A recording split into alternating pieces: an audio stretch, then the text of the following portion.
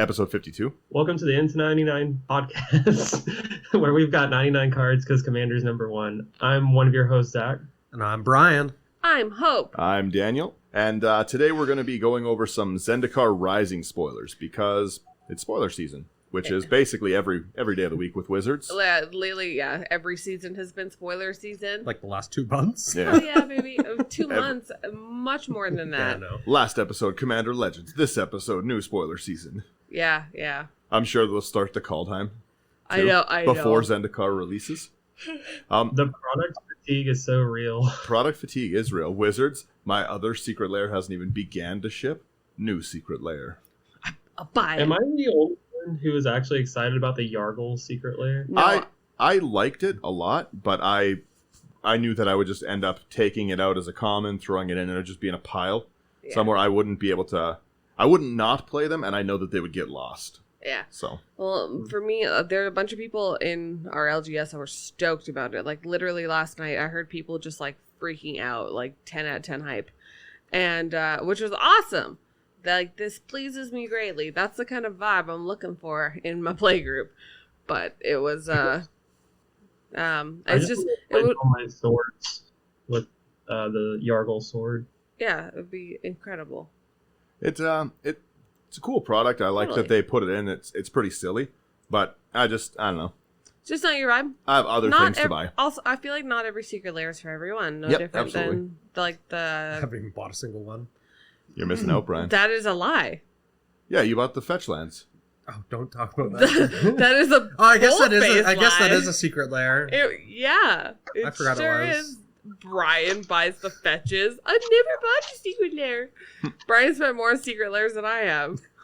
No, that's not true. We bought the summer drop. Huh? I think so. We bought the summer drop, the cats, the kaleidoscope killers. Oh, I forgot about those. Don't at me. Yeah, Kaleidoscope Killers is amazing. The artwork is phenomenal. Yeah. Give me that Dragon. That Dragon is sweet. Sometimes I just like to give it a little kiss every once in a while. The Dragon is the king. Yeah. Anyways, though, the Dragon is not in Zendikar. Yes, so anyways. That's not even where he's from. We're going to start out. First off, Zendikar has some new mechanics, as you'd expect. Obviously, Landfall's back because Landfall is just what needs to be in Zendikar.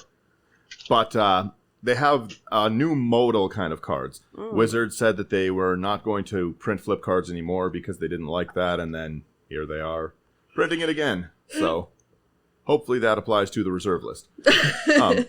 So the first, we're never gonna do it. Lol, JK, we do whatever we want. So first and foremost, I wanna get into this talking about. There's some very, very good cards in this, but this is the first set that I haven't felt is overwhelming. There's incredible power creep in it. There's strong cards, but it's not like most sets where you see and it's this is a must-have for this deck. This is a lot of these are pretty balanced, and a lot of these are based on no, I see the face there, Brian, but a lot of them are pretty balanced and give access to things that kind of even the playing field from the dual lands. That's one of the biggest problems for the older cards is that access to land base. Land has always been the most difficult thing to price around. The more colors you go up in deck, the more it's a problem. Sure is. So they've come out with some new modal style cards, which are lands on one side, spell on one side, and a new form of dual lands. And we'll get into those when we get to them in the set. But I want to talk about how these function specifically first, because I think it's really interesting. Whatever they are in your deck is what they are. So if you have it on the land side of the card, you cannot fetch the spell side or creature side of it with a land fetch card. But the reverse is true as well. If it's on, the first one is Miria's Call, for instance, it's a sorcery. If it's on the Miria's Call side, I can fetch it with like a Mystical Tutor or something that fetches out spells. Yeah. But I can't fetch the tap for white land part of it. So whatever they are in your deck or grave or on the field is what they permanently are. The only place you can choose to change the side of them is in your hand when you play them. So you choose whatever you want. So like as they sit is as they are. Yes, exactly. So like if I have, again, Miria's Call it's a land and a sorcery. I cannot return target land to my graveyard if I cast it as a sorcery. Why would you want to return it to your graveyard? From my graveyard, sorry. But yeah, so Get back in there. You fool. so with these, for the first set of them, they made a new Sword of Shockland. And I think that these are so far the best cards spoiled. All of them are just solid inclusions. So we're going to start with Miria's Call. It's a late game, very strong card. It's 4 and 3 white. For a sorcery, create 2 4/4 white angel warrior creature tokens with flying. Non-angels you control gain indestructible until your next turn. So until your next turn is a really, really good effect. The fact that it makes angels, but the angels aren't indestructible, I'm not a big fan of that part. However, 7 mana is a very, very high cost. And for a lot of decks, that's way higher than you want to draw Hard in no. an open hand. Yeah, too high.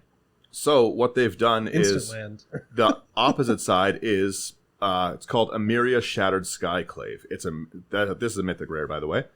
As it enters, you can pay 3 life. If you don't, it enters tapped. So a new form of a Shockland, only for 1 color, but it gives you that utility into the late game. So if you need it early, you can have it tapped, no consequence. If you need that untapped mana, 3 life. And if you don't need the land 3 later in the life. game, yeah.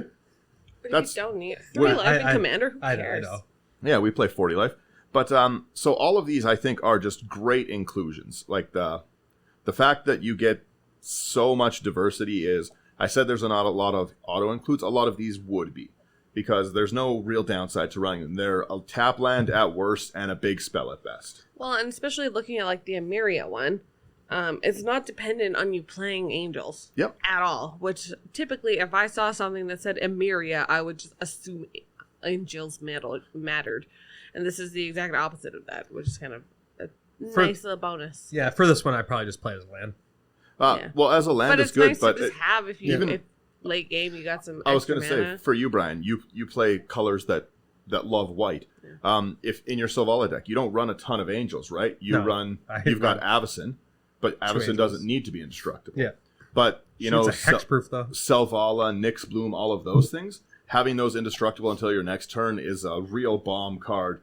The fact that it makes 2 white angels for blockers until that turn, also very, very strong. And again, worst case scenario, in its absolute worst, it's just a tapped land. Yeah. Right? And tapped lands aren't like the worst thing we've ever seen in EDH. No, by no means. The next is Seagate Restoration, and I really, really like this card a lot. It's another sorcery, 7 cost, 4 and 3 blue. It's draw cards equal to the number of cards in your hand, +1. You have no max hand size for till the end of the game. I like that one. I think that's a phenomenal card. The same as the flip side, the pay 3 life for a blue, or it enters tapped. That art looks super cool. Oh, well, and All it's the hedgerows. And lore wise is really cool too, because like it even the flavor text is Tazree no longer general because she doesn't have to be anymore. Mhm. We have much to remember and much we can never forget. It's pretty heavy metal because the Seagate, that's where they were holding off the yeah, that was like one of the Lamont last stuff. stands there for them. The flips. So- Sorry, really quick. I Yeah. just want to talk about the opposite side of it. Is the flip side is Seagate Reborn, which is again also lore wise, and the flavor text on that is we carry on the legacy of those who defended our world by continuing to unearth its secrets. Very, very cool in that set. Go ahead. So, something I wanted to talk about, not to really bury the lead, but so far we've only seen 3 of the 5 colors spoiled for these Correct, yep. sorceries. What's really nice is Wizards giving artists who have have a good background and good track record, anyways, but artists that haven't had a lot of like really big cards, like giving them the chance to actually kind of step out and show what they're capable of doing. Like, Yeah. Normally Wizards lately, and nothing against the artist about the name, but like Seb McKinnon, phenomenal artist. I was but gonna lately say they've Seb kind of- too. Yeah, like it's nothing against him, but they've kind of like not used him as a crutch, but like they've leaned on Seb very hard, which he deserves it. He's a phenomenal artist. But it's nice seeing, we've gotten away from some of the artists that are problematic in the community. So seeing these artists that don't have as much their name and the artwork being phenomenal and being on very big cards, it kind of excites me from a collector's standpoint. Like, It's nice to seeing just these see something new, right? Because like, how can you possibly know about like? There are so many artists that work on like with Magic the Gathering, with Wizards, and so it's really cool to see exactly them get mythics, and like different. Yeah, it's not just a common anymore. Yeah, well, like, it's just really dope. Exactly. Sometimes I'll see really beautiful art, and it feels almost like it's wasted. You know, like on a common Yeah. or on like one of the split cards. Oh, it's so Yeah, sad. give me a bigger Yeah. version of that, please. You know, yeah, exactly. So it's really nice to see like these beautiful pieces of art that are like. Question: are the flip cards are both sides done by the same artist? They should be, yeah. Yeah, very nice. Pretty sure. Yep. Yeah, they are. Yeah, what a nice little bonus. Just a little, so sweet. You get to draw 2 for 1. I'm into it. And I was like I said, I was gonna say Seb also because Seb McKinnon almost all the time when I see art and I'm just like, wow, that's beautiful. It's always Seb. I should just assume because like his vibe is very like it reminds me of Tool album art. You know, like it's kind of creepy. Yeah, I you can know, relate. yeah. Like, that's kind of. I mean, you guys have kind of seen how I do my decks, where I'll be very specific about the art that I include, and that's kind of something that I was really excited about when I was looking through this, like the spoilers we've seen so far. There are artists we've already been, introduced to and familiar with, but there are some that are just like Almost like absolutely. unknowns, right? Relative unknowns. Yeah, and just absolutely crushing it and getting these big cards that are just phenomenal. And the artwork style, like I feel like we've gotten used to a specific thing, and I miss kind of like the older days of Magic where, like you would see a specific artist and or not even see a specific artist, but you would see a card and know like, oh, that's that artist. And it's bummed me out that we've kind of gotten away from that. There are like a couple artists that you can pinpoint Rebecca. like without. I have to So say, it's kind of nice. This art style is different, and I don't know, it's just exciting for me, kind of in a Vorthos way. Here.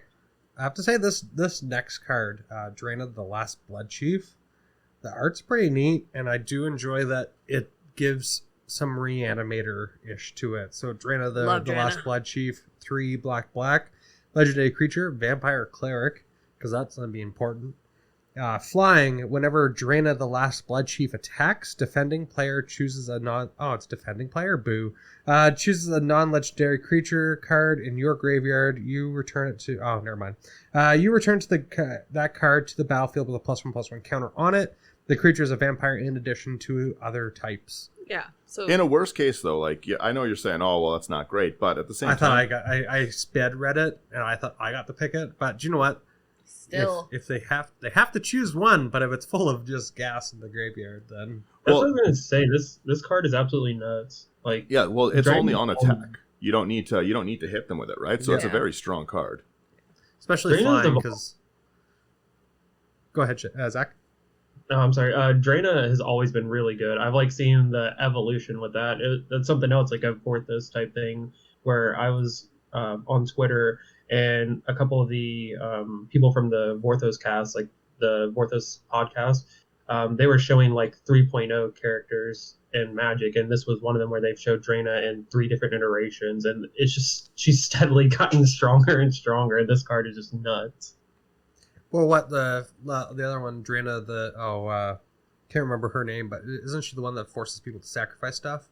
No, there's one that you mana sink for target creature gets -0/-X, and she gets +X +0.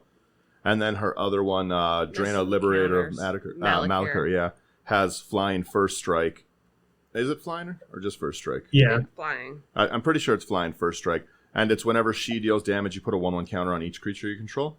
So And then the fact she's that a 3-drop. well, yeah, and the fact that it hits the first strike, it hits that, and then all your creatures will get the counters before combat damage. Yeah, she rules. Ooh, interesting. I don't think I've actually Well, ever they played would her correctly then. Yeah, they would get them before they attached. So Yeah, so like because first strike just it lets her hit first. So if you can get through with it, and you have like let's say for some reason you have Avenger of Zendikar, you have 20 plant tokens and her, and you swing with your 0/1 plants and she hits, then you'll get 1/1 on all the plants before damage is done. yeah, Ah. but yeah, exactly. 'Cause it'll be like Who's her, gonna block 0? her combat, then their combat. Yeah, it's definitely a very she's a cool creature in general. I'm happy to see another iteration of her. I also like in her artwork she is holding the blade of the blood chief.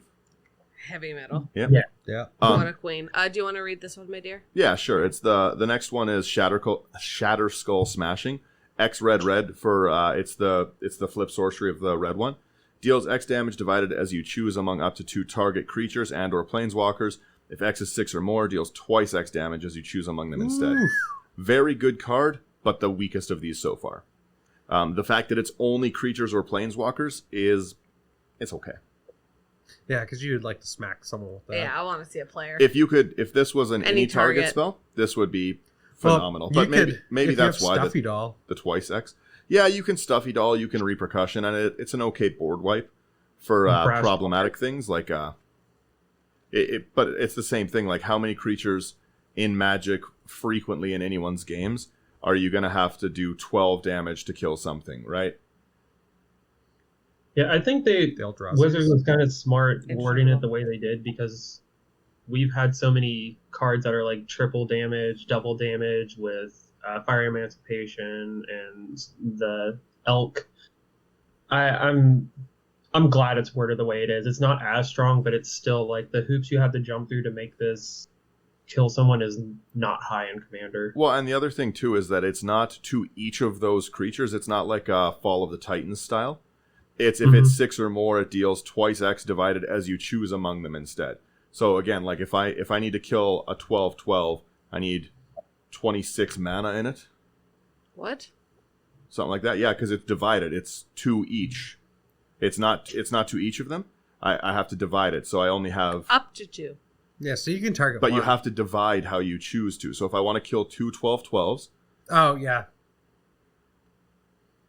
True that. I thought you meant a single one. No, 2 12/12s. So again, like, it's just, I don't know. This is like Fireball. Yeah, most likely. Slightly better Fireball. I'm still going to slot it into red deck, so It's not bad. And again, Guaranteed. the extra, it's the utility that you're getting with these, right? Yeah. This is just the weakest one of them so far. Well, It's the only one that hasn't cost 7 yet. Well, it kind of costs 8. So, it kind of costs 8. The next one, I kind of want to skip and come back to because I have a lot more to say about it. So, if that's cool with the team. Well, I don't know how many of these we're actually going to fully be going through, so let's just talk that one now, yeah. All right, yeah. So, this one is Ashaya, whatever, Soul of the Wild. So it's 3 green for a legendary creature elemental, and it is a star. It has no noted power and toughness. His power and toughness are equal to the number of lands you control, and non-token creatures you control are forests in addition to their other types. And let me tell you, there has been some talk about this card. Yeah. Well, it's a very exciting card. It has weird rule interactions. I don't want to get into the weird rule interactions of how long it is to drag out what happens in this situation and that situation, and if it has this. What I want to say the thing I'm the most excited for is, number 1, this will turn all non-token creatures you control into a landfall trigger. So any deck that cares about lands coming in really, really cares about something like this. So, out of curiosity, with Tulane being able to put a land... They would only be lands on the field. You wouldn't be able to put creatures in. Boo! Because they're force in addition to their other types. So... But that being said... and they're still affected by summoning sickness. One of the things that I think is the coolest about this card is this creature was first a token. It was from the Flip Nissa. Yeah. Where you can put it in lore-wise. This was part of Zendikar itself that Nissa animated to fight the Eldrazi. Mm-hmm. It's very, very cool that it's come to life in its own token. And it would be really cool. Its own card. Yeah, it would be, into its own card. It would be very cool if things such as Merit Lage in the future also would. Are just like their own creatures. Yes, exactly. Yeah. It's funny, when I first saw this card get spoiled, like the conversation, the questions around it was like, this has to be fake. It's a very strong card. Like very strong card. I really like how, like you were saying, it was a card that started as one thing and became another. Like we've seen that a lot with V2 Ghazi. Yep. Where in Ravnica, it's been one thing, and finally just the guild hall. Yeah. So I love seeing this kind of stuff. Yeah. The next one is broken. Broken's subjective, but it is broken. It's and I think I've seen so many people call for its ban already. Well, it's a weird card because it's Angel of Destiny. It's an angel cleric. It's 3 white for a 2/6 flying double strike. Those are already good stats. Oof. Whenever a See creature the double you strike. control deals combat damage to a player, you and that player each gain that much life. Another very, very cool mechanic. So you can fully swing out at people and have it as a political tool. Listen, I'm not trying to kill you. I just want to gain some life. You can gain your life back. You're not actually damaging them. That being said, if you swing at them with lethal, you will kill them before the life gain happens. Mm-hmm. So if Hope has 40 life, I swing at Hope for 40 damage.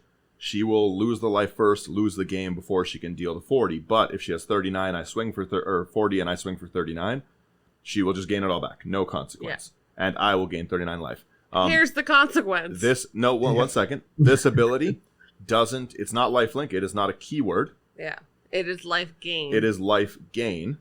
So if you have lifelink on creatures, stack. It will double. And if you have like lifelink spirit loop, you'll gain 3 of it. It's a very, very cool interaction. The problem a lot of people have is this last ability, and I'll explain the reason it's the most problematic, but it's at the beginning of your end step. If you have at least 15 more life than your starting total, each player, Angel of Destiny, attacked this turn loses the game. There is 2 problems with that. Number 1 is if I can swing out with haste, this is an end step trigger. You must have a response to it, or you will die at the end step. If you cannot kill it, the game's done for you. Yeah. It's not like Felidar Sovereign where at least it has to make it around the table. Everyone has a chance to get it. You will die on the end step. So whoever is your biggest problem is that. And if you don't have the damage to kill them, if you don't even hit, you have to. This is a 2/6. This is a 2/6. Unless they can kill it on the attack, they will die. It's every player that they attacked loses the game. So it's straight target for any removal. Well. Yeah. Absolutely, that's the reason that it could be a ban-worthy card is because it's an auto answer. You have to answer it, and everyone's played against life gain decks. Everyone knows that the life gain deck at the table is going to be higher than 55.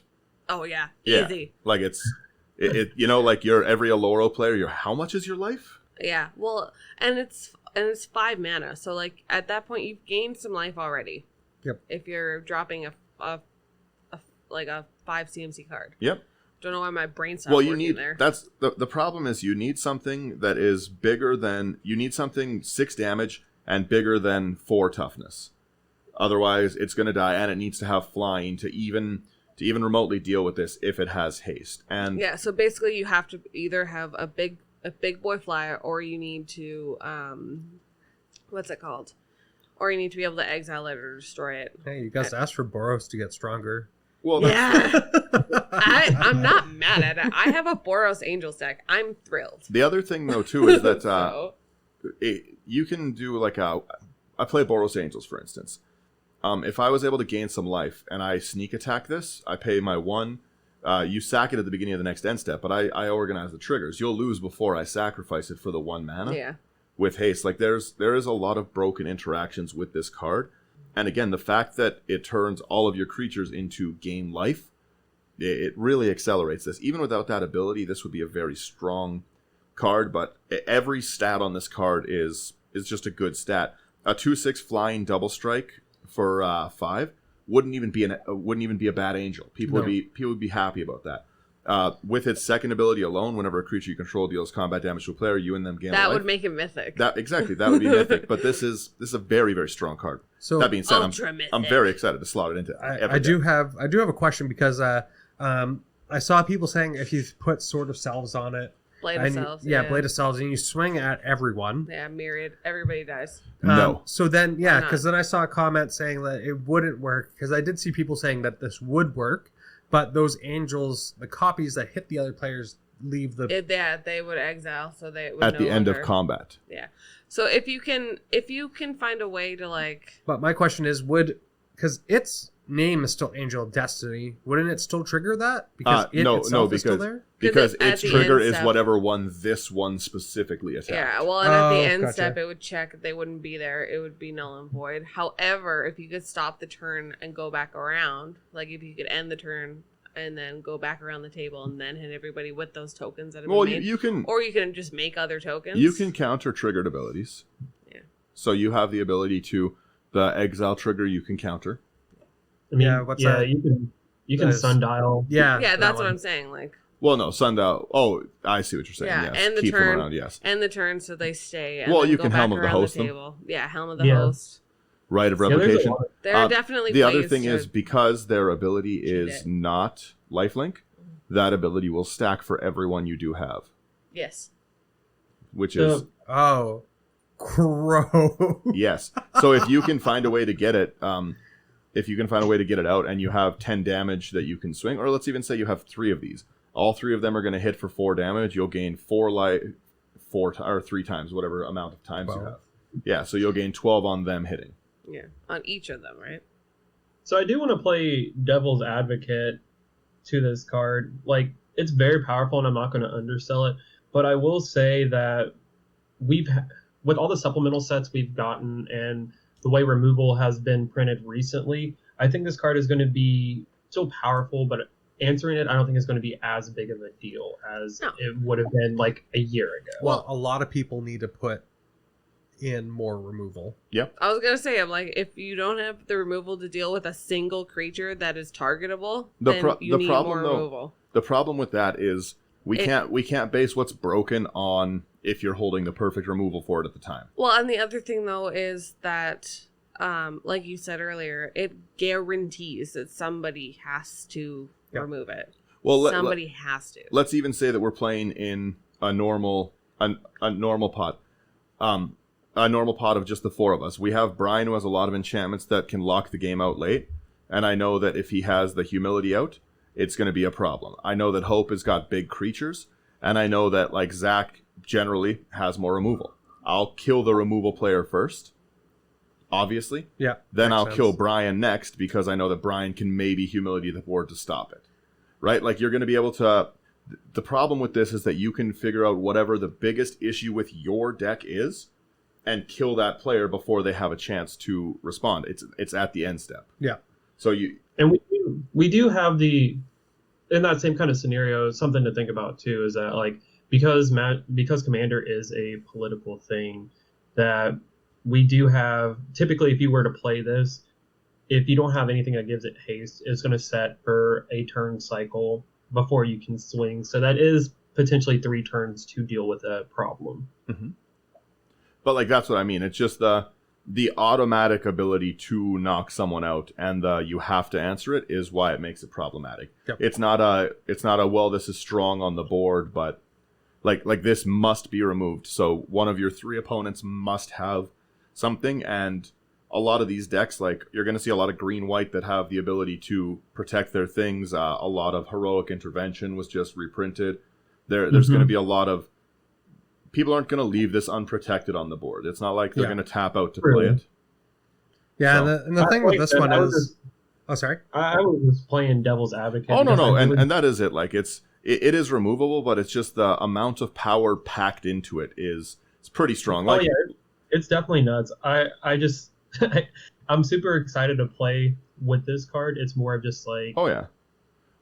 figuring out where it's actually going to land. To me, this is similar to Urza, in the sense that Urza also has 3 abilities, and Urza would have been just as strong with any of the 2 of his 3. Right? This is the same thing. If you took Flying Double Strike away from this and just made it a Cleric, it'd still be a Mythic card. If you took any stat that you put into this, if you take one of them away, this is still a Mythic level card. It would be great even without the lose at the end. I don't know. I'm actually pretty excited for it, but I think that it has the most out of all the cards recently printed, it is the most bannable. And you see a lot of people are unhappy with things like Infect, for instance. Yeah. Because it makes them lose in a way they feel is unfair. Especially if it's only 10. This is the same thing, right? This is a way to feel unfair about how you lose. Because it's also like, it's in an awkward place too, right? Because like when we talk about the power level of specific colors, like white is always at the bottom, so I don't think Wizards has they either make extremely powerful white cards, like Iona, Elish Norn, and that kind of stuff, or they make very, very like Cartographer Hawk type stuff where you have to be behind to Speaker of the heavens. But the problem is, like, white isn't weak. It's just that Commander players don't like to play what white is. White is destruction? salty Land cards. destruction. Yeah. White is Yeah. blow your lands off the board. White is all of your like hate bear kind of Drannith Magistrate effects. Hard exile, really intense. Elish Norn is a great example. Yeah, so it's not that white is weak. It's just that like commander players are shy to use what makes it strong. Yeah. Well, and because they don't want to affect the friendly fun side of commander, right? Like it's supposed to be casual and fun and whatever. And so if you're coming out and you're like Armageddon, you might not have a pod next time. And with the mention of hate bears, there's a lot more hate bears coming out of this set. Oh, too. yeah. Oh heck yeah, buddy! They're all mean. The new Jace is a pretty interesting one. I'm into the new Jace. I'll let you take it. Yeah, It's interesting. I like it a lot. It reminds me of like old Jace. I don't know. So it's 1 and a blue for Jace. It starts at 4 loyalty. Jace Mirror Mage, and he is Kicker, which I was just over the moon about because I Kicker love on Kicker. a Planeswalker's pretty Kicker neat. on a Planeswalker rules, and Kicker it just as a mechanic is tight. So when he enters the battlefield, if Jace the Mirror Mage was kicked, create a token that's a copy of it, except it's not legendary and its starting loyalty is 1 as opposed to 4. +1 scry 2. And for 0, draw a card and reveal it. Remove a number of loyalty counters equal to that card's CMC from Jace. You were about to say Mind Sculptor, weren't you? No, I know better. But no, so being able to scry with one and then draw with the other is super neato. Like, what a neat interaction. And you could also stack it so that you can draw lands and then you can stack your... This card, its foiling is going to be dope. Yeah, it will look pretty cool. Yeah. A lot of people have already talked about the interaction with Teferi's Ageless Insight. Oh, yeah. That is actually a Draw replacement effect. Yeah. So you'll draw 2 and you won't actually lose any from Jace. Yeah. Nice. Yeah. So it's a 0 cost draw 2 in that situation. Gorgeous. Oh, that's Back nice. to more card arts. Have you guys seen the... The Altar Jace is Yes. maybe the most beautiful thing I've ever seen. I was talking about it at work, and like one of my favorite things that they do with art is when they hit really aggressive complementary colors. So seeing like that really intense orange with that really intense blue, it's just gorgeous. It's beautiful. It's perfect. I love it, and he's never looked better. I was already really excited about this card because I really like my favorite tribe in all of Magic is changelings or shapeshifters, whatever you want to call them. So to have something that's going to make a copy of itself is already super interesting. But when I saw that alternate art, I was just It's so I gorgeous. was just blown away. Well, like, and to me, like often because like Poster Boy Jace is exactly that. Like he often gets like weirdly strong cards with stupid abilities and whatever. But I think that this Planeswalker is super like middle of the pack, and that's exactly where he should be. Well, not everything has to be the Mind Sculptor or each Teferi. Exactly. Every Teferi ever. Yeah, I can't wait to see what Teferi's in this one. But yeah, I think he looks like a very, very. What? Why are you looking at? No, continue your sentence. I'll cut it after. Brian, yeah, stop moving your head. Brian looks like a confused owl. Just go ahead. I lost my train of thought. So I'm going through the list. Yeah. Omnath's not on here. I'm not going to be on here, I'm sure. I've scrolled down. Or maybe he's not officially spoiled yet. Is he a mythic or is Yes, he is. Where is he? Is he a rare? Because I just went down and I didn't even see him. I'll He's pull at it the up. very bottom. Oh. Chill, Brian. Chill. I'll just pull Omnath up. We'll get into him already. He's very cool. 4-color Omnath of the Sky. He's not in a cave yet. Or ascended. He is, yeah. I love that comment. They're like, oh, poor Daniel. So this is 4-color Omnath. It's red, green, white, blue. For a 4/4 elemental legendary creature. When it enters, draw a card. Great ability. Landfall. Whenever a land enters the battlefield under your control, you gain 4 life if it's the first time this ability is resolved. If it's the second, you add 4 mana, one of each of its colors, and if it's the third, it deals 4 damage to each opponent and each a planeswalker you don't control. The each is very cool. Mm-hmm. Dropping lands like that in an Omnath deck, easy. Well, being able to get 3 lands into play is going to be not a super hard task in general. If you play Terramorphic Expanse and then crack it, you're already at your first two. Or that Ashaya guy. Well, the other thing, the ability to drop in a Terramorphic Expanse, gain 4 life, tap it, and have 4 mana available, extremely strong card. Yeah, because that takes exactly a Terramorphic, which is just kind of, I mean, it's useful for what it is, but it's not, it's Terramorphic Expanse. It's not great. It's just kind of fine. It is what it is. Yeah. So it's pretty neato. I'm also sad that they didn't splash black first, but I think it looks pretty tight. Have them go down the dark road and then ascend. Well, I'm pretty stoked because obviously mono green Omnath, wild. Yeah. Green red Omnath, also very cool.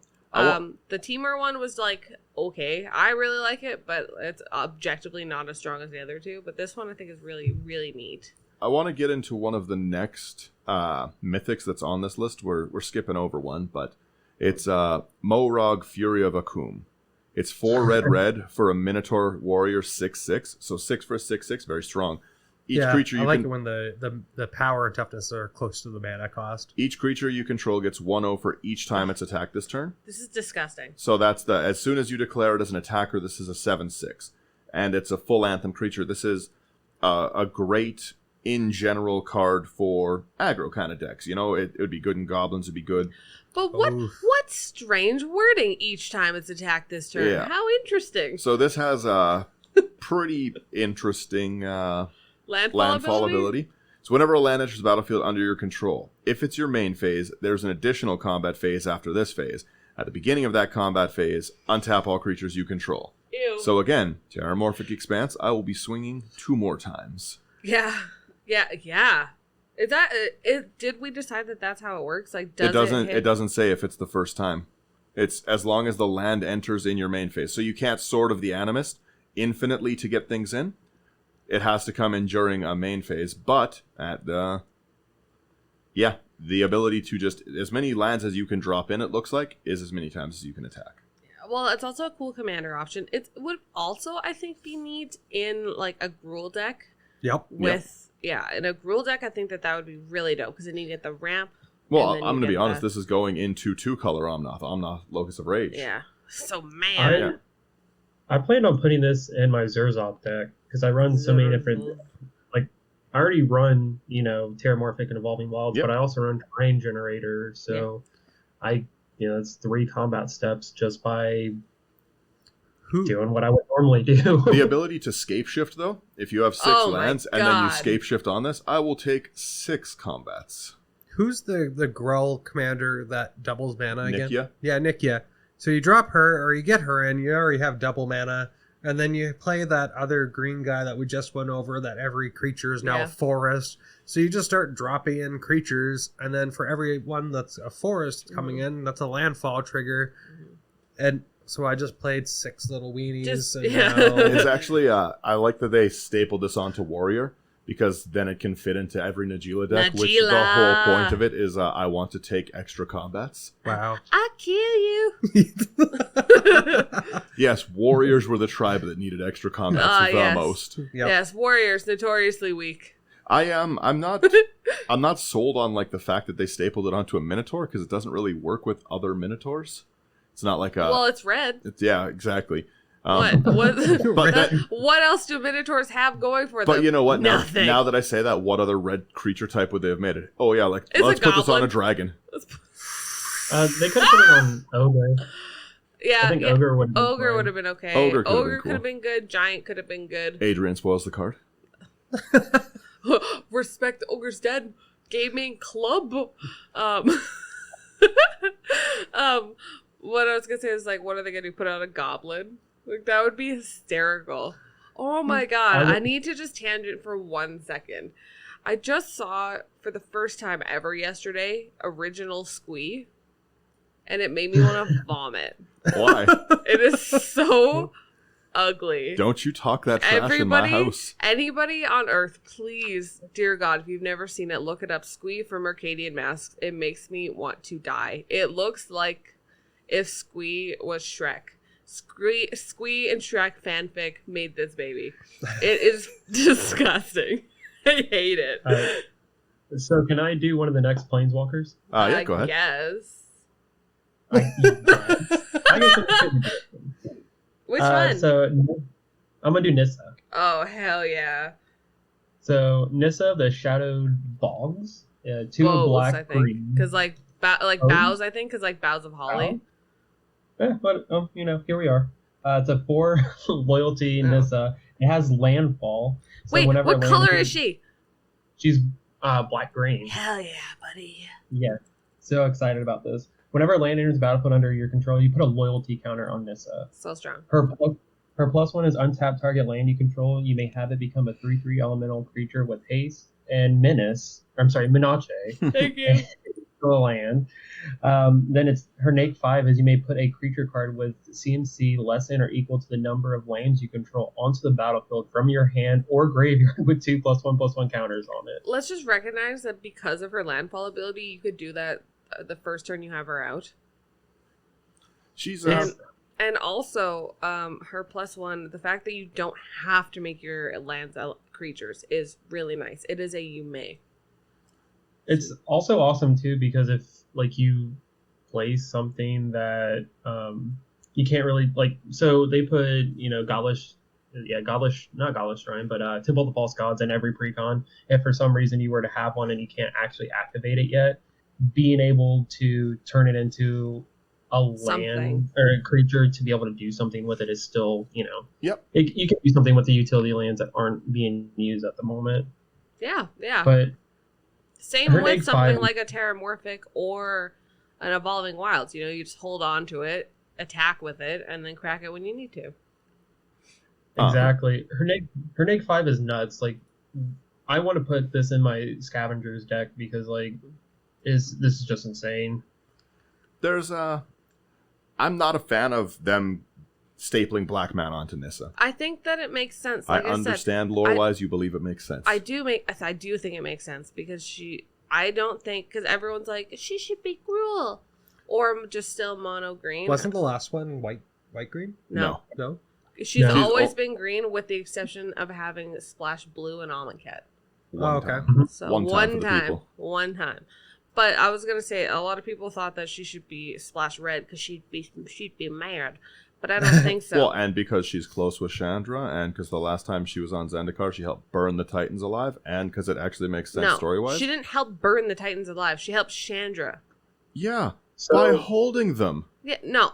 So my thought process though is like I said, everything that she's done, really, she's failed. Like she tried to save Zendikar, and instead she inadvertently released the Titans. And Oof. not inadvertently, on purposely released the Titans, and she's like, they'll just leave. So dumb. But anyways, whatever. And then she's just like, oh, I'll help during War of the Spark, and I'll awaken Bitugazi. And then it's like, oh no, you just absolutely annihilated their guild hall and their like sacred tree. They're pretty pissed. Everything with Chandra. Nope. No longer a thing.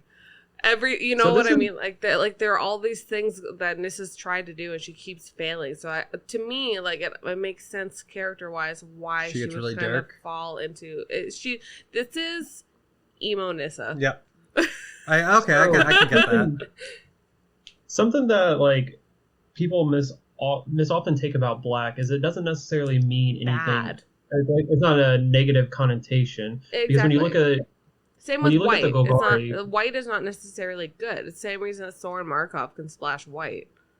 Yeah. Exactly. Anyways. When you look at the Golgari like concept, everything about them is life and death. It's just a cycle. So seeing Nissa like coming back to Zendikar to continue to help it it's heal like the rebirth.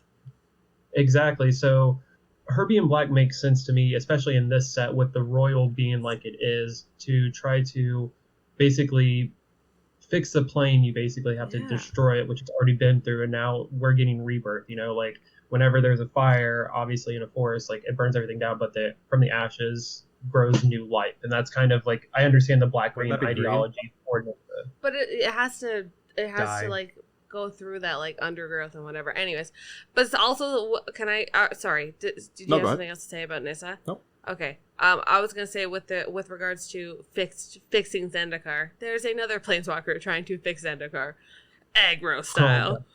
and I'm into it, and I love her, and she's beautiful and perfect. And it's Nahiri, heir of the ancients. She's 2 and Boros colors, so 1 white, 1 red. Don't know why I went through puberty.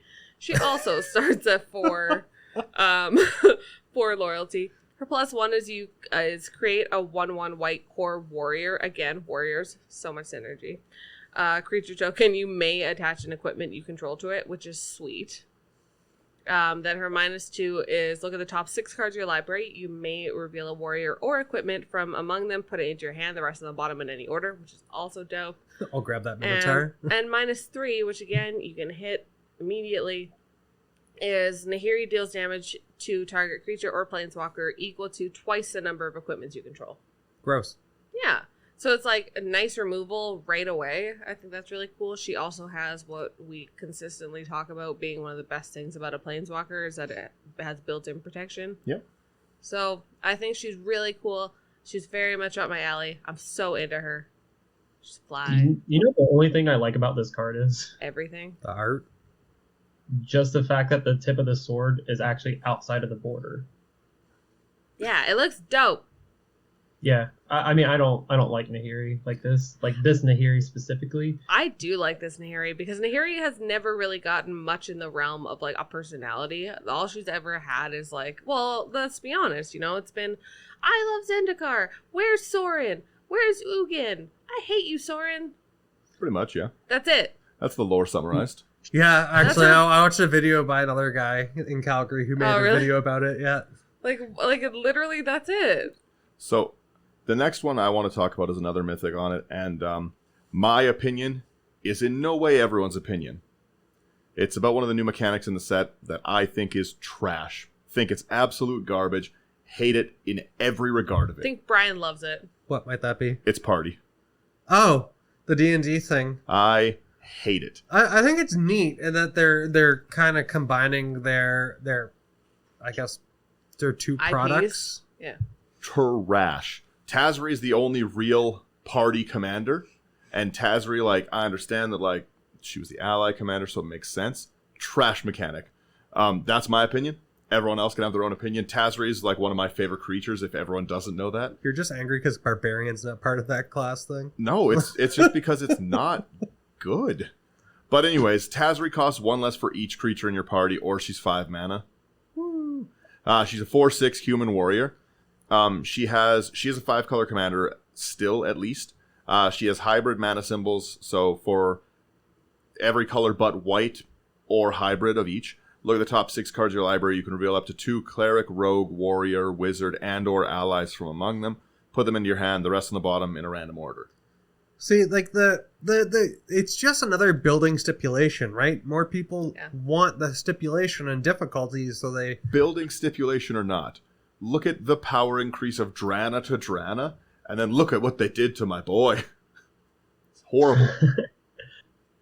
Yeah, General Tazree did definitely get a big nerf, but I think it was also, it's no longer a general. Let's just recognize. Tazree, but Beacon of Unity. Tazree's just a strong... Beacon of Unity? how cool creature. Badass is that? Yeah, it's a cool name. But I was going to say, though, I understand how it can be kind of a bummer for somebody like you that adores Tazree. I totally get that. However, they're trying out a new mechanic. She is the perfect choice for it. Oh, absolutely. Undoubtedly, but that's the thing. She's the only one that... What are they going to do? Allies were already so overpowered. We have no need for allies. But people go to Zendikar and they want allies. This is the best you're going to get, so shut up and like it. You're not wrong, because the allies... there's nothing for them to be allied against anymore. Thank you. But like I said, she's not an adventuring party. I don't know. I'm not a fan. She's unifying. I'm gonna... Sorry, Zach? I'm kind of excited about the party mechanic. Not necessarily from what we've seen so far of this set. I don't think I'm as excited about it now, but we know on the horizon we have the D&D Magic crossover, and I think that this is testing the waters. That would have been the spot to stuff party. You see where the race class, they've always done it in Magic, but now they're really, really dialing it in, and you can tell this is all going to be nodding towards that set. With party caring about specific D&D IP class classes. So I'm curious to see how that's going to work. Like, I think you're right. Like, Tazree, this Tazree is not nearly as strong as the Tazree we had previously. And Party's kind of met as of now, but I could honestly see Party being much stronger when we get more support. You know, same thing for Mutate. You know, they cram Mutate down our throat in Ikoria, and if you build an all Mutate deck, it's very good. Set that. But there's still not a lot there. You know, they can only cram so much. So yeah, they couldn't make the whole set mutate. That would have been a nightmare. So my other problem with it is they like geared this too easily into like a competitive kind of thing. Thassa's Oracle is a wizard. I have a colorless mana sink. Generate infinite mana and fetch Thassa's Oracle. Oh wow. I don't know. I'm very not into. Then I get the hybrid mana as like a cool thing. Like I said, it's just my thought process with all of that is like, I know that this isn't necessarily like adding much, but it's like, then don't build it. Yeah, I don't know. You know, like Daniel's being a Debbie Downer right now. Yeah, Debbie. This is like this is their same thing they do nonstop, where they're like, oh, let's make something that would work for Brawl. Or they're just like, let's make some. Well, this is like Jankmander, I think. It's for Brawl. It's like, that's the whole thing. They're like, oh, look at all of the support we have for this. Look at all the commons. Please just play our format, please. please, dear God. And again, I'm sorry if you do like Tazree. I really don't. And I'm positive about a lot of other things. Like I said, I'm not a big fan of the Nissa having black mana, like I said, but I can understand that. This just. So I'm gonna take it away from Gloomy Guts over there. They're reprinting Lotus Cobra. Oh. Well, way to steal my thunder. Oh, really? No. I wanted to actually bring it down to a uncommon that I'm excited for. Break it down. Well, Brian, before we do that, let's do the mythics. Finish the mythics, at least. No, you guys are talking about all the stuff that makes you happy. No, we're going to get there. We have too many. We might do like a second set of it, because we're already pretty deep in. Let Brian be happy. I'm excited for the Ruin Crab. Oh, more the milk. Hedron Crab. Yeah. I could have 2 crabs now. Hedron crab, but on crack. Not Hedron crab. On crack, yeah. Methamphetamine crab. What if it did the same for the same toughness and power and just milled everyone instead? You have my attention. Oh, right. So, yeah, literally somebody at, like, the Wizards design department is like, hey, Mark, this is my thought. And he's like, do it. Hey, this is already a really strong card. What if we made it hit everyone in your play group? Damn it. I'm in. So, Brian. Oh, crap. I didn't even realize it was each opponent. Yes, Brian. It's methamphetamine crab. This is amazing. I want to tell the people at home what this card does. So, Brian. Ruin Crab is 1 blue, just like Hedron Crab. It's a creature crab. Landfall. Whenever a land enters the battlefield under your control, each opponent mills 3 cards. So it's Hedron Crab on, like Daniel Welcome mentioned. to Standard. Yeah. Yeah, right? Let me put that. I was going to swear really aggressively. Is it a 0-3? It's a 0-3. It's literally better in every way than Hedron Crab, because Hedron Crab's a 0-2. Yeah. I would why not? both. Why not? Yeah. So something I want to talk about with not Hedron Crab, God, Ruin Crab, and anything else with Landfall. I brought it up in our host chat, but if you're unaware, any of the cards that have Landfall on them, they are actually getting their own showcase treatment, like we saw with the Mutate cards having like the comic book style. Any of the Landfall cards that are featured in this set also have their own like special art, so it'll be a different art and a new frame, and they look awesome. I don't know if you guys have seen them or not. Oh yeah, a bunch they of were them apparently they were inspired by like old school style travel posters, which is really neat. And they're absolutely beautiful. Like, they're really vibrant colors, really bright, really intense. Like, they're very eye-catching, obviously due to the inspiration. I really dig the colors. Yeah, they're really pretty. The Lotus Cobra alone is just absolutely stunning. French kiss. Yeah. Looking at this, we might have to do, like I said, I think we're going to have to do a second day of it where we talk the rares. Ugh. We're all over the place here. Well, yeah, we've just gone over the mythics, and there's been so many. Like I said, the set, even with what we've mentioned so far, none of it's insanely overwhelming. There's it's powerful stuff, but again, it's stuff that you don't need to. It's not a necessity. There are no auto includes really. And everyone I want no new staples. I want to talk power creep like in general in a full length one, but what I'll say right now on power creep is it's not a bad thing, because it's just evening the playing field for a lot of newer players who just can't compete with like an older collection. Yeah, whether it's affordability or accessibility. Like a lot of it's just really difficult to get your hands on some stuff. So it's nice to see these like new versions of duels and new new really strong cards that like you might not be able to get your hands on, and like it's neato. I think Wizards just needs to send me their bank account so I can have my just direct paycheck. deposit. Yeah, so I can just direct deposit my paychecks into there. That being said, I do want to talk about 2 specific cards before. I think we'll leave the Pathways till next time. Yeah. They're a very exciting card. Pathways are great. Like they're worth buying boxes just to get. Yeah. Speaking of buying boxes, I want to talk about 2 rares. One, I think it's a common, and then we'll go for the day. Number 1 is probably the best Salt card I've ever seen printed in my life. I will probably stop playing. You're so old. I will probably stop playing with people if I keep seeing this card. This is the saltiest I've ever seen. Confounding Conundrum, 1 and a blue. Enchantment. Whenever it enters, draw a card. Whenever a land enters under an opponent's control, if that player had another land enter under their control this turn, they return a land they control to its owner's hand. So Brian's sitting there bouncing infinitely, but for me, again, like I'm talking Scape Shift, I'm talking Windgrace. I love Landfall, one of my favorite. Landfall and ETB, 2 favorite mechanics. Literally going to put this in my garbage blue decks just to absolutely just to watch my blood pressure go up. Yeah. Oh well, it's not even that. Well, you don't want to put this in something against Tatiova where I can keep putting lands in where I bounce has it. A stroke. But again, like it's just somebody wants For to the do 8th time. explosive vegetation. Not on my That's watch. crazy. Not on my watch. I mean, Explosive you vegetation can. to your hand, peasant. Like it's Not so explosive now, is it? oh yeah, 4 land fetch 2 basics. Yeah. Yeah. So that one's pretty brutal. Move And to then end step, discard. yeah, and then I figure there's no way to not talk about this. Number 1, they named this card wrong. This is just Vampire Goyfhawk.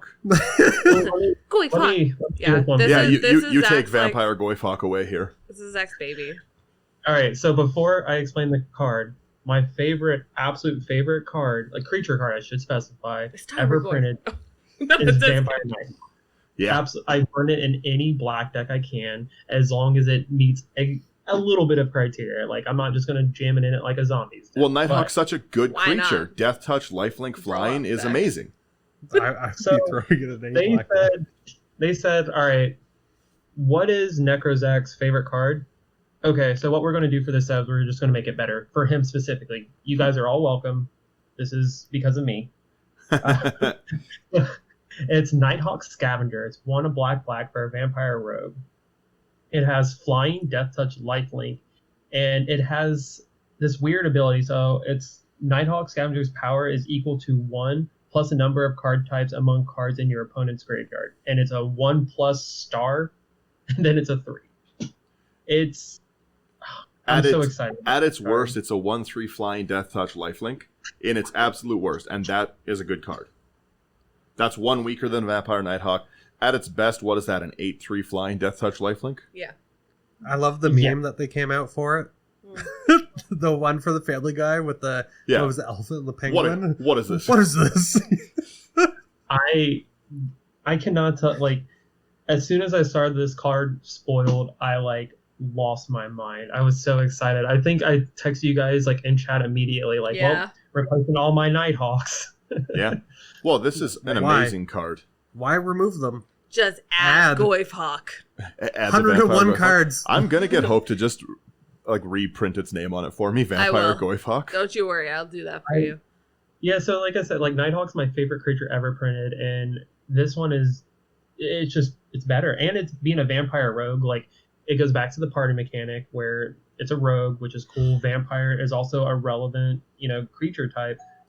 It being 3 costs is also still just amazing. Everything about this card just yeah, sorry.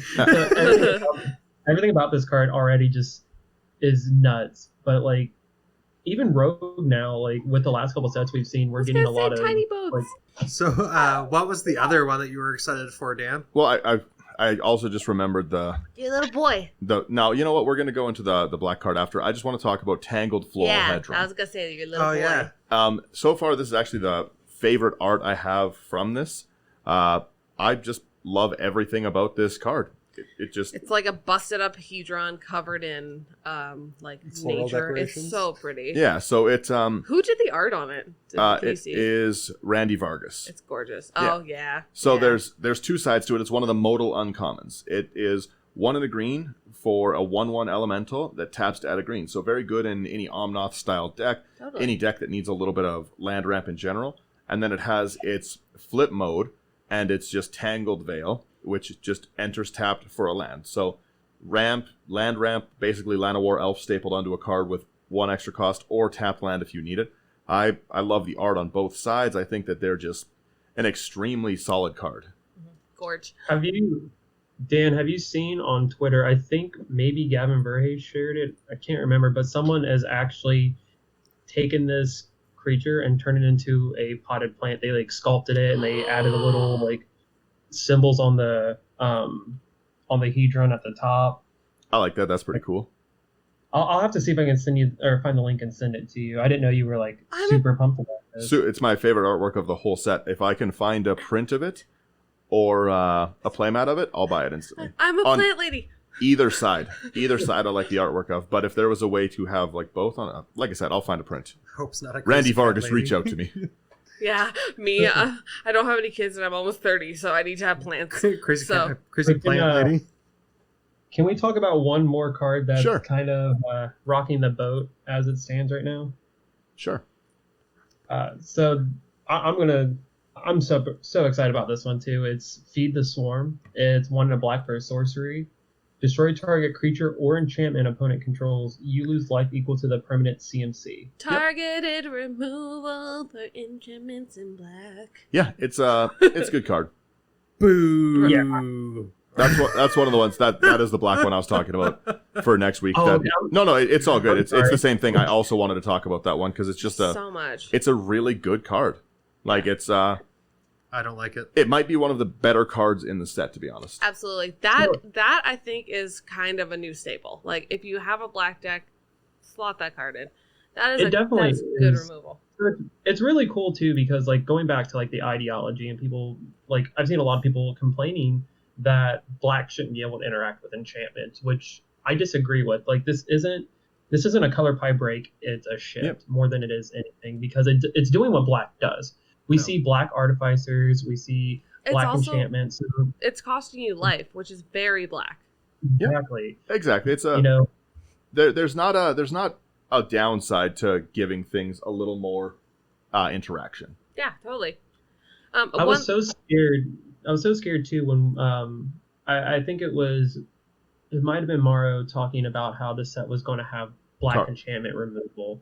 I was very worried we were going to see this Mass. at rare and mythic rare. Yeah, I was going to say they could have stapled it onto a much higher rarity and made it an expensive staple. That's what I was talking about initially is I'm really excited for a lot of the commons and uncommons in this set. Yeah. They're very solid. Give me the crab. Yeah. You're that sweet, sweet crab, baby. But yeah, like I said, there's so much in this set and there's so cool, different mechanic wise. There's a lot of awesome stuff. We didn't touch on any of the rare legends. So the multicolored ones, I'm really excited. I want to go over them next week because there's just so many very, very cool. I just love all of them. I'm looking through them right now. Go ahead, Hope. Okay, the one thing I want to talk about something that had people pretty stoked. And it's kind of related to what I would say more in like the high rarity mythic sort of realm. So I think we should touch on it now, and that's the buy boxes. Oh, Sorry, yes. the box hoppers. Ugh. Yes, let's actually talk about those. Those are. Making me spend more hard-earned money for those The, expeditions. But I They're- think it might not even be hard-earned money. I think it's going to drop the price of a lot of them. They're thinking right now the expeditions. It's expeditions. They're back, baby. Gotta give me those. And it's all 10 fetches. It's the battle bond lands. It's 2 of the man lands, but only the good ones. Gemstone caverns or cavern of souls. Yeah. Wasteland. There's quite a few neato. There's 30. Yeah, there's 30, but so I hit on I think most of the notable ones. Well, you I'm- missed Valakut. I'm And curious Valakut, if, sure, okay. It's Zendikar. Obviously, there's Valakut. It's Zendikar. But no, I was gonna say though, like it is neat. It's nice that you get one per box, including set boosters. So you get it for a draft booster or a set booster. If you get collector boosters, you get foils, and you get 2. I'm buying that. Yeah. I the need collector those. boosters, honestly, I think have a lot of potential value. The in collector this. boosters can also crack them. Yeah, collector boosters can crack them, and it looks like the odds are about 1 in 6 for foils. When do these release? At the end of September? End of September is pre-release. Okay. So Let do me it, Brian. Let me go and make some withdrawals from my RSP. I like too that they're box toppers. Is essentially what they are. Yeah, that's exactly what they're. Yeah, they just stapled expeditions box toppers They're together. like, here's and, a little bonus. and I love the expeditions. They're generally speaking, for every commander player, you're going to find something playable in this. Well, and I'm happy that it's not like the old ways where it's just like a random crack, but it was so rare. And that's what I was going to get at Yeah. is the fact that like You actually get one. You buy a box, you're guaranteed one. You don't have which to crack 22 boxes of BFZ to get one. Exactly. I like both. Also, this Prismatic Vista, I have to say. Oh yeah, so gorge. Is the art going to be different? Or is it going to be the same art? No, it's full. Have you not seen them? No. Oh, I'll show you after we're done Brian, recording, you're Brian. gonna love it. You're going to So buy since we're- multiple boxes.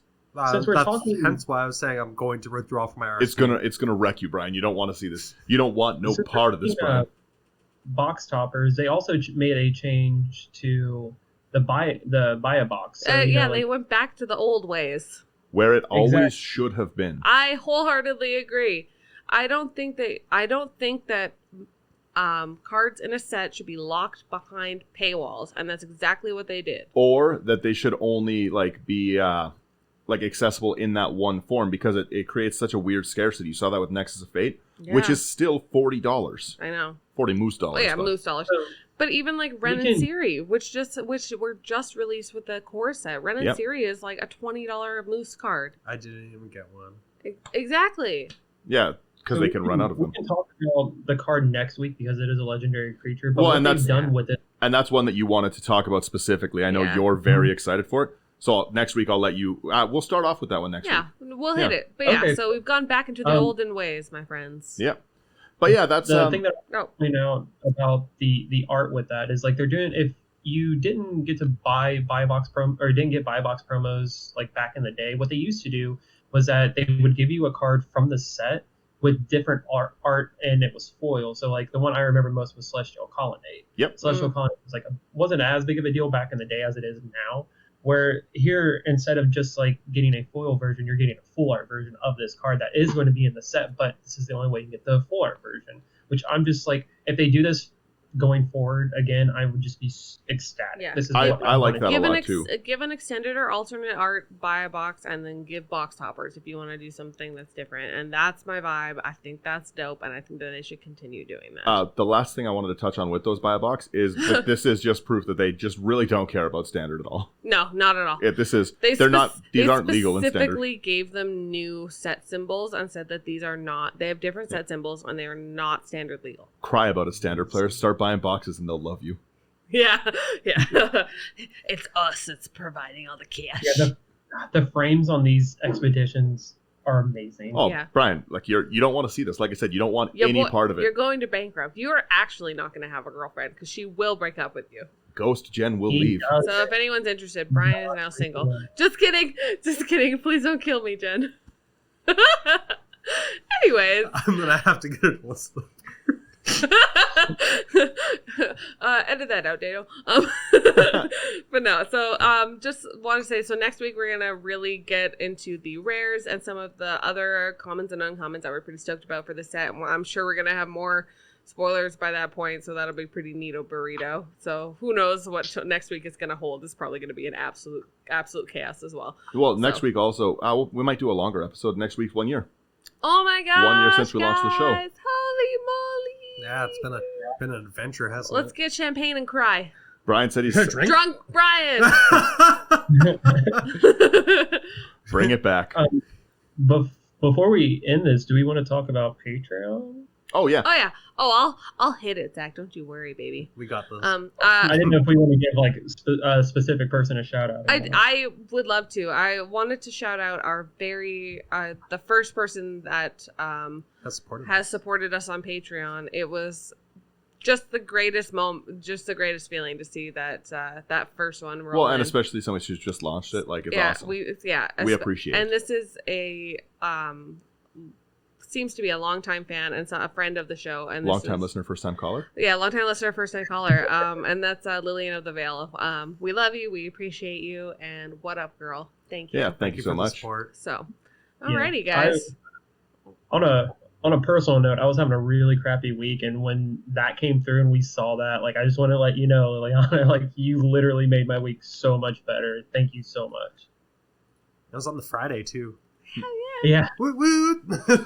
All right, guys. So that'll take us to the end of the show today, it seems. So we obviously are pretty hyped about Zendikar. Let us know your feelings on your favorite mythics, mythic rares. Do you think that any of the cards are kind of OP? What are you going to slot them into? What are you most excited about? And kind of get you some ideas. We're only for next week as well. If you have any ideas of what you want to do with any of the new legendaries, let us know. And lastly, of course, be sure to Hope's really going. We have an outro song we wanted to play while she's doing this, but she just really went right into it. She went all in. check us out on all of our socials, Instagram, Twitter, Facebook, as well as our YouTube and our website, intothe99.com. We also stream games every Saturday at 6 p.m. Mountain Standard Time, and the podcast is out every Sunday at 12 p.m. Mountain Standard Time. Thanks, guys. Peace. Bye. See ya.